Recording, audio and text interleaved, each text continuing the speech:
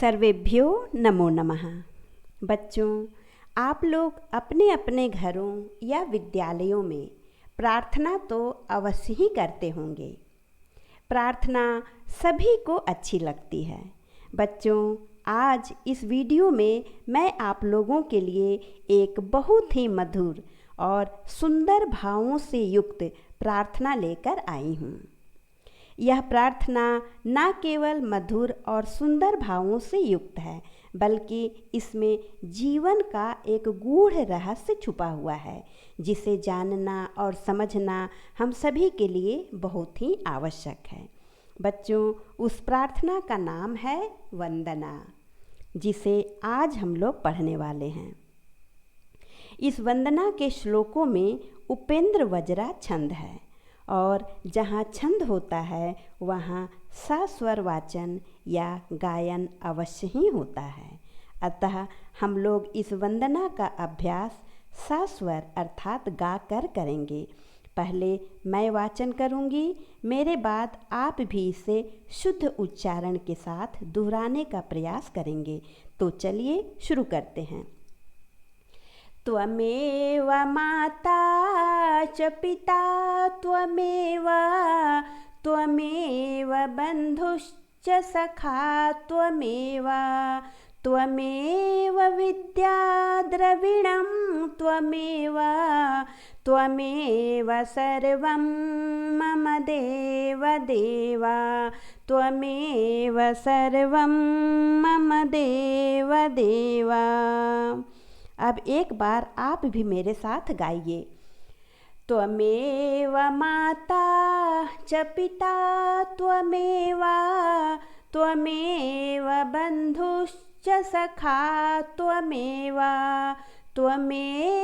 विद्या द्रविणं त्वमेव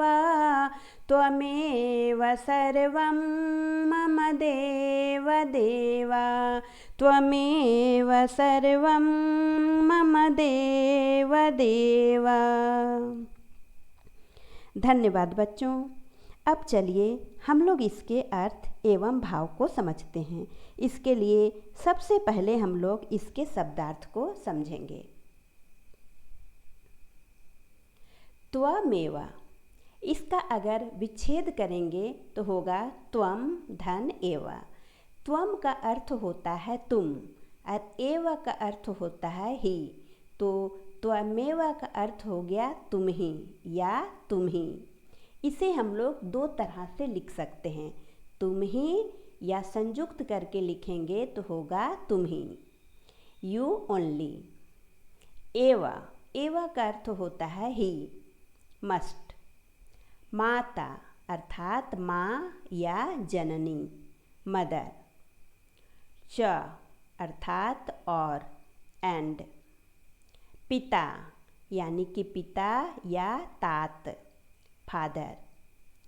बंधुश्च, इसका विच्छेद करेंगे तो होगा बंधु धन च।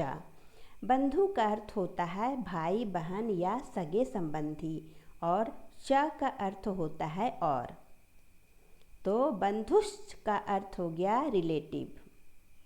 सखा अर्थात मित्र, फ्रेंड। विद्या यानी ज्ञान बुद्धि, नॉलेज। द्रविणम अर्थात धन दौलत संपत्ति या वैभव, मनी।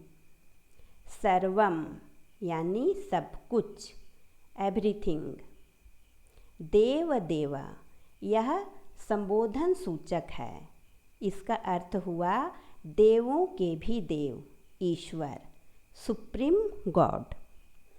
अब चलिए श्लोकों का अर्थ एवं भाव समझते हैं। त्वमेव माता च पिता त्वमेव, तुम ही मेरी माता हो, तुम ही मेरे पिता हो। त्वमेव बंधुश्च सखा त्वमेव, तुम ही मेरे भाई बहन या सगे संबंधी हो, और तुम ही मेरे मित्र हो। त्वमेव विद्या द्रविणम त्वमेव, तुम ही मेरी विद्या या मेरा ज्ञान हो, तुम ही मेरे धन संपत्ति हो।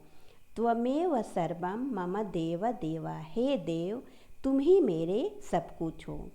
यहाँ पर ईश्वर के प्रति समर्पण का भाव और आभार व्यक्त करते हुए कहा जा रहा है कि हे ईश्वर, तुम ही मेरी माता हो, तुम ही मेरे पिता हो, तुम ही मेरे भाई बहन सगे संबंधी हो, तुम ही मेरे मित्र हो, तुम ही मेरी विद्या या बुद्धि हो, तुम ही मेरे धन दौलत हो और तुम ही मेरे सब कुछ हो। बच्चों, मैंने कहा था कि इस वंदना में जीवन का एक गूढ़ रहस्य छुपा हुआ है। चलिए अब मैं आपको बताती हूँ कि वह गूढ़ रहस्य क्या है।